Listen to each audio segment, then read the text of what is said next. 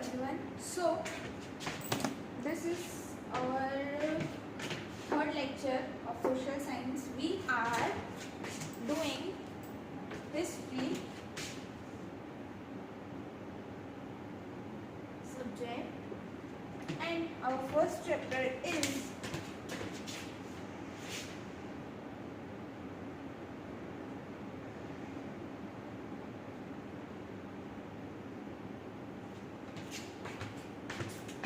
what, where, how and when.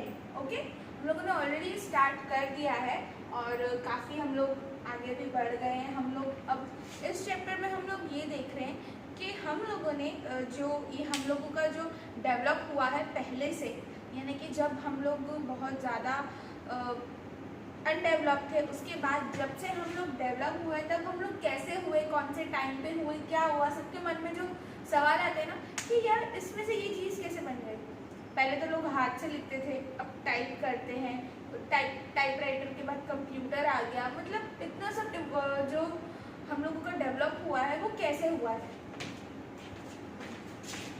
ठीक है, तो हम लोगों ने देखा कि क्राफ्ट और आर्टिस्ट जो थे तब के वो कैसे थे, और 8000 ईयर्स अगो पहले जो थी वो वीट मतलब कि क्रॉप सबसे पहले आई थी. उसके बाद हम लोगों ने ये मैप देखा जहाँ पे इतनी सारी जो प्लेसेस हैं हम लोगों को पता ही है. कृष्णा नदी, तुंगभद्रा, पेनर, कावेरी, नर्मदा, महानदी, गंगा, गैरो हिल्स देखी, जहाँ पे सबसे पहले क्या हुआ था, राइस या राइस है जो थी वो ग्रो की गई थी. उसके बाद हम लोगों ने देखा कि केथार और सलमान हिल्स जो है वहाँ पे गैरो हिल्स पे जो है वहाँ पे हुआ सबसे पहले कैटल रियरिंग हुई थी. कैटल रियरिंग का मतलब है गाय भैंस चराना. सबसे पहले वो वहाँ पे होता, और केदार और सलमान पे होता क्रॉप्स. सबसे पहले क्रॉप्स उगाए गए थे. ठीक है,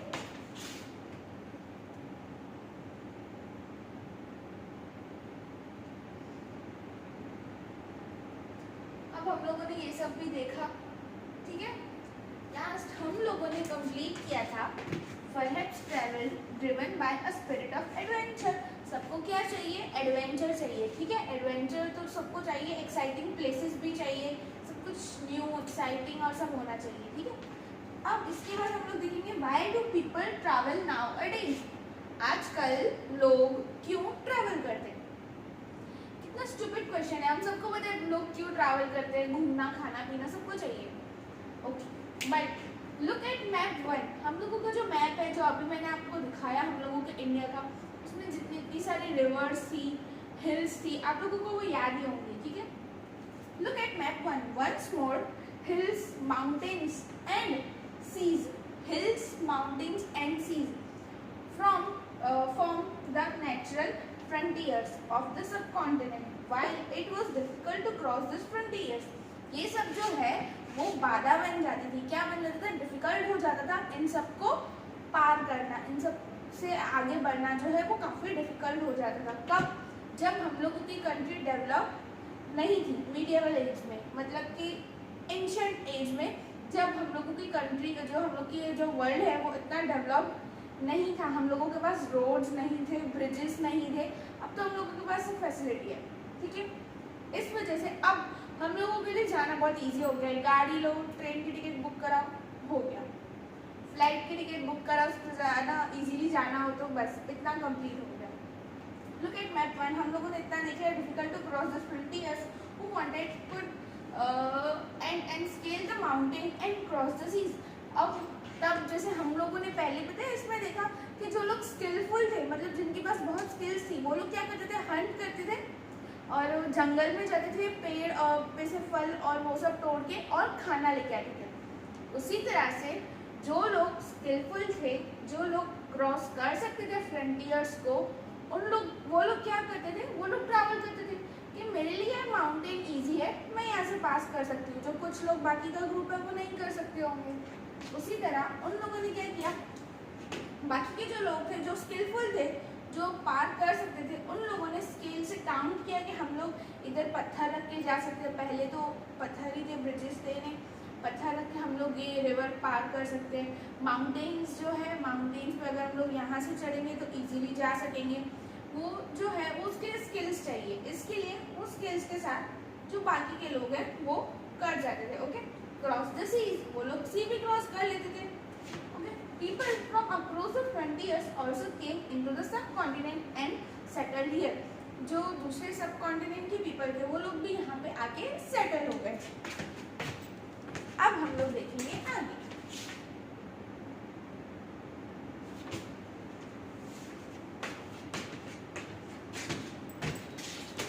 These movements of people enrich our cultural tradition। ये जो लोग हैं, इन लोगों से ये जो हमारा कल्चरल ट्रेडिशन है वो एनरिच्ड है। Okay, people have shared new ways of carving stone. उन लोगों ने नई नई वेज ढूंढी। स्टोन कार्विंग क्या होता है? ये बड़ा सा स्टोन है, इस पे मैं ऐसी डिज़ाइन बनाऊंगी, ये बनाऊंगी, ऐसे जो भी मतलब ला ला ला। मेरी ड्राइंग बहुत ख़राब है, ठीक है। तो ये बहुत बड़ा स्टोन है। या आप ऐसे समझ सकते हो कि जो गुफाएं होती थी, जो केव्स होती थी, गुफाएं होती थी, उसके अंदर जो वॉल्स होते थे ना, वहाँ पे भी कार्विंग्स की होती थी। इनफैक्ट हम लोगों की जो हिस्ट्री है उसमें काफ़ी दिखाया गया है कि ये जो स्टोरीज है जो हमको पता है, काफ़ी तो लिखी हुई है, जैसे कि रामायण है, महाभारत है, वो सब हमको पता है कि ये स्टोरीज हैं। और ये पता कैसे चली? बुक में लिखी हुई है जो स्टोरीज, वो तो हमको पता है, पर बाकी की स्टोरीज कैसे पता चली? तो पहले के जो लोग थे ना, जो लोग एक्चुअली में राइटर नहीं थे, जो लोग मैन्युस्क्रिप्ट में नहीं लिखते थे, वो लोग क्या करते थे? वो लोग स्टोन लेते थे बड़ा सा, जो ऐसा स्टोन है वो, उसके ऊपर पूरी स्टोरी बना देते थे। दिस इज द, उन लोगों का एक स्पेशल है ना कोड लैंग्वेज जैसा होता था कि अगर हम लोगों ने ये लड़का है और ये लड़की है, ठीक है, तो हम लोग इसका ऐसा चोटी जैसा बना देते हैं, कुछ भी। वो लोग, उन लोगों की कोड लैंग्वेज होती थी कि ऐसा हम लोग बना लेंगे तो ये लड़की है। ओके, तो अब ये है ना, ये फादर है या डॉटर है, ऐसा उन दो लोग पूरी स्टोरी बताते थे। कैसे? बस एक स्टोन की मदद से। एक बड़ा स्टोन या एक वॉल लेंगे, उसके ऊपर एक छोटा सा पत्थर लेंगे। फॉर सपोज ये वॉल है, ये मेरे पास छोटा सा पत्थर है और मैं इस पर कार्विंग कर रही हूँ, ठीक है। इसको पेंटिंग नहीं बोलनी है, इसको कार्विंग बोलनी है। हम लोग करते हैं ऐसे, हम लोगों का ऐसे आदत होती है ना कि हम लोग कुछ भी चीज़ लेके उसको सिर्फ घिसड़ने लगते हैं क्या, तो उससे इवॉल्व हुए वो लोग। और उन लोगों ने सोचा कि क्यों ना हम लोग पूरी स्टोरी, तो ऐसी काफ़ी सारी जो स्टोरीज है वो हमको स्टोन पे कार्विंग और वॉल्स पे, जो केव की वॉल्स है उसके कार्विंग से ही पता चली है। रामायण है, महाभारत है, जितनी भी फेमस स्टोरीज है वो तो हमको पता है कि इस वेद ने लिखी है या ऋषि मुनि जिन्होंने भी लिखी है, मतलब जो भी पहले की होली बुक्स है वो सब लिखी हुई है। बट हमको जो दूसरी स्टोरीज है, जो छोटी छोटी स्टोरीज है, जो हम लोग फोक टेल्स बोलते हैं जिनको, वो हमको इसी की वजह से पता चला है। Okay, people have shared new ways of carving stone. नई उनको आइडिया है कि चलो हम लोग स्टोन पे कार्विंग करेंगे, न्यू तरह से वो कार्विंग करना स्टार्ट किया उन्होंने। कंपोजिंग म्यूजिक बनाने लगे। फोक जो हम लोगों का म्यूजिक है वो कंपोज करने लगे। And even cooking food over several 100 of years। Cooking food अब तो वो बताने की ज़रूरत ही नहीं है मेरे को, क्योंकि हमको पता है कि हम लोगों का फूड कहाँ से इवॉल्व होकर आज कहाँ पे जाके पहुँचा है, कितना ज़्यादा डेवलप हो गया है हम लोगों का फूड। इतना समझ में आया? अब आगे बढ़ते हैं। Names of the land. Land के नेम्स।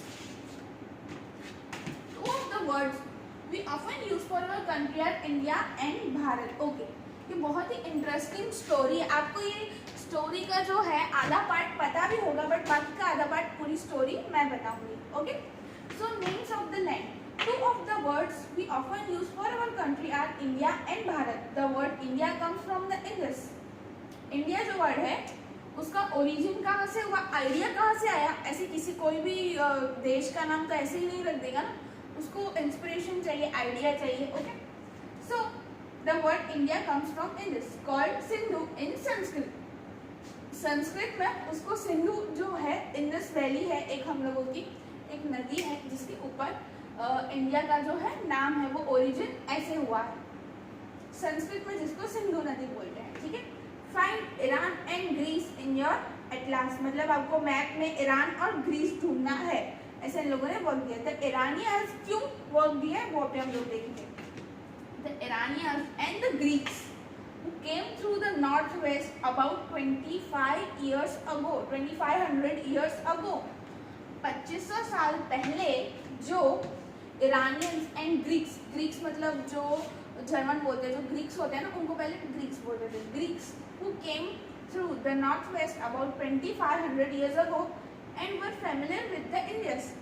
जो familiar थे Indus से, मतलब उनको पता था, called it the Hindos or the Indos, उसको हिंदोस या इंडोस बोलते हैं। ऑब्वियसली हम लोग उनसे तो एक्सपेक्ट कर नहीं सकते कि हम लोगों के देश का नाम वो प्रॉपरली बोले, तो उसको वो लोग हिंदोस और इंडोस बोलते थे। And the land to the east the river was called India. इसके लिए and the land to the, जो ईस्ट के साइड की जो लैंड थी ना, उसको क्या बोलते थे, the river was called India. फिर उसको हम लोग प्रॉपरली इंडिया बुलाने लगे। इस तरह से हम लोगों के इंडिया का नामकरण हुआ। कैसे? इंडस जो थी हम लोगों की रिवर, उसको संस्कृत में सिंधु भी बोलते हैं। ईरानीज और ग्रीक्स जो है उसको हिंदोस और इंडोस बोलते थे। उसके बाद हम लोगों ने फाइनली जो ऐसे करते करते करते हम लोगों ने फाइनली नाम इंडिया सोचा। ओके, अब नेम भारत। आप लोगों ने बहुत शायद स्टोरी सुनी भी हो, नहीं भी सुनी हो, बट रामायण में 4 भाई होते हैं, हमको पता ही है।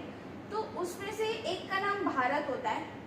सब लोग ऐसा बोलते हैं कि उसकी वजह से हम लोगों का नेम भारत है, क्योंकि उसमें ऐसी कुछ क्वालिटीज़ थी, ऐसा पेशेंस था उसमें, इस वजह से हम लोगों की कंट्री का नाम जो है वो भारत है। द नेम भारत है। अब इसमें वो नहीं दिया हुआ है, but this is a story जो आप लोगों को पता होनी चाहिए। वो बहुत इंटरेस्टिंग स्टोरी है। अगर आपको नहीं पता हो तो आप सर्च कर सकते हो गूगल पे। Okay, the name Bharat was used for a group of people who lived in the northwest and who are mentioned in the Rigveda.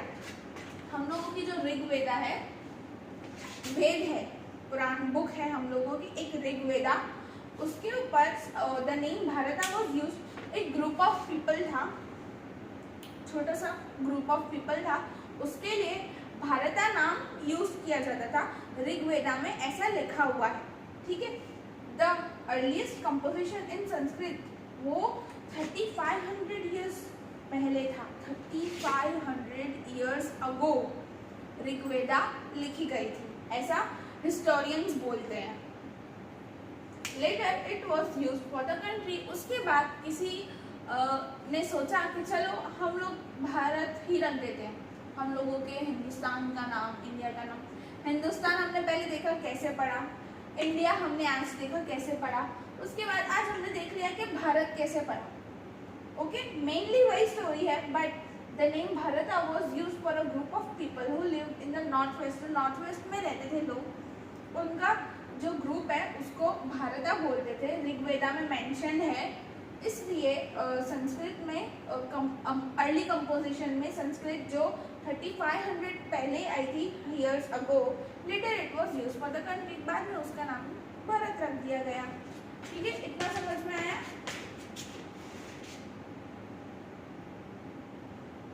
अब फाइनली हम लोग क्या करेंगे, हम लोग पास्ट ढूंढेंगे, हम लोग गड़े मुर्दे उखाड़ेंगे कि क्यों किया तूने ऐसा, क्यों बताओ। ठीक है, तो फाइंडिंग आउट द पास्ट। ठीक है, there are several ways of finding out about the past. ऐसी बहुत सारी वेज है जिससे हम लोग पास्ट के बारे में पता कर सकते हैं, but one is to search for and read books that were written long ago।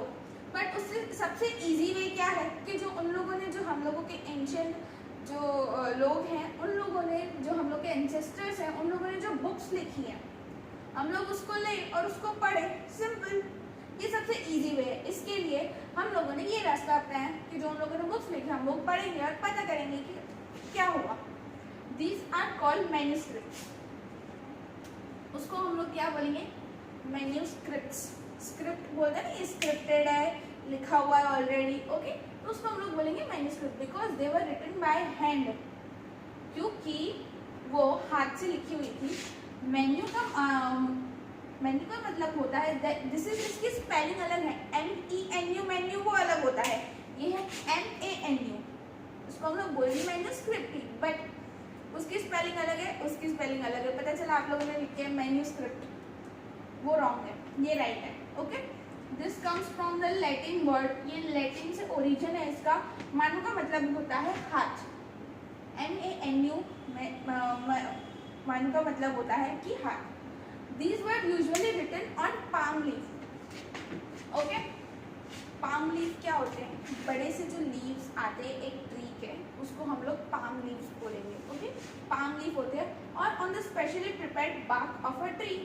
अच्छा, हम लोग स्टोन पे कार्विंग कर सकते हैं, वॉल पे कार्विंग कर सकते हैं, तो ऑब्वियस बात है कि हम लोग ट्री, जो बड़ा सा ट्री होगा उस पे भी हम लोग कार्विंग कर ही पाएंगे। ट्री पे भी तो लिख सकते हैं ना, तो उसकी जो बार्क ऑफ ट्री है उस पे हम लोग लिखते थे और उसको हम लोग बोलते थे birch, BIRCH, birch, which grows in the Himalayas, mainly जो हिमालयस में ही ग्रो होता था। Over the years many manuscript were eaten away by the insects. Over the years, क्योंकि हम लोगों ने उसको लीफ पे लिखा था, बार्क्स पे लिखा था, ट्री के उस पे बार्क होती है उस पे लिखा था, उसकी वजह से क्या हुआ, बहुत सारे इंसेक्ट्स जो थे वो हम लोगों की मैन्युस्क्रिप्ट खा गए। Okay, some were destroyed but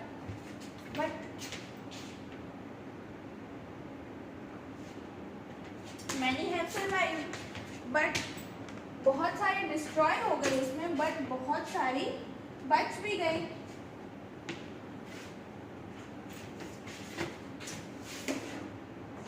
और ये जो बच गए ना, वो often preserved in temples and monasteries. This books dealt with all kinds of subjects, religious beliefs. Okay, ये बहुत इंपॉर्टेंट है। देखो, जो आदि बुक्स जो उन लोगों ने आधा सब लिखा था ना, वो तो ऑलरेडी इंसेक्ट्स जो थे वो खा गए थे, बट बाकी सब जो बचा था उसको हमने बहुत अच्छे से प्रिजर्व किया मतलब अच्छे से संभालना। Have survived, often preserved in the temples and monasteries. Monasteries भी एक religious place है।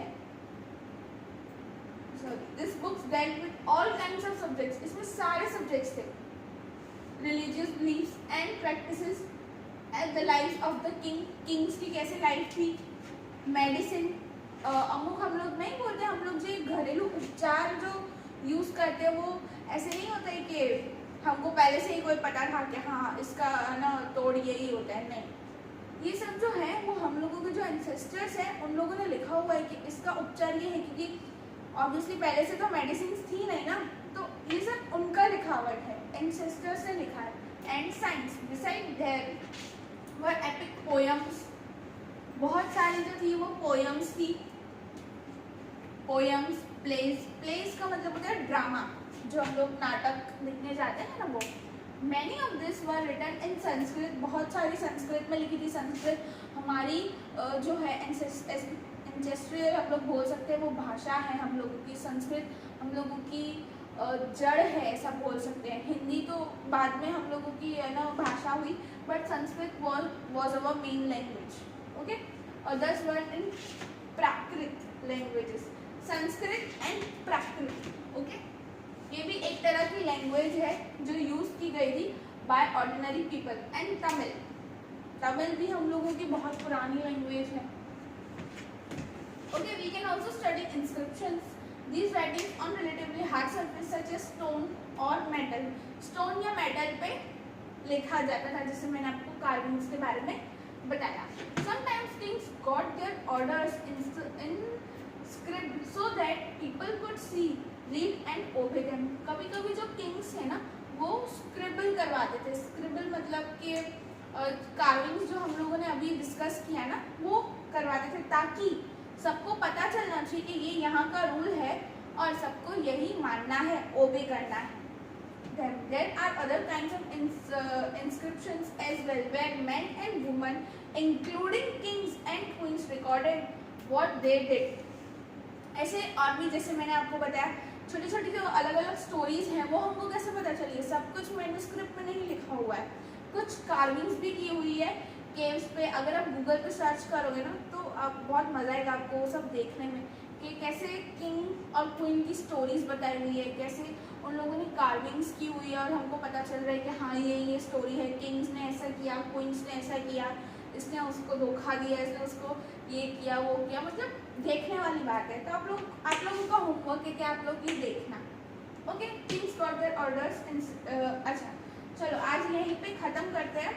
और आपका होमवर्क मैंने दिया है आप लोगों को गूगल करके कार्विंग्स के बारे में, और मुझे बताना है मेरे नंबर पे कि कार्विंग्स कैसे होती है। मुझे एक फ़ोटो बताना है और उसके नीचे स्टोरी लिख के बतानी है।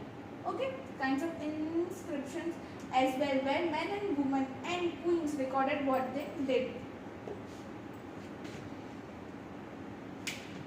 चलो आज यहीं पे ख़त्म करते हैं, बाकी का नेक्स्ट लेक्चर में। बाय।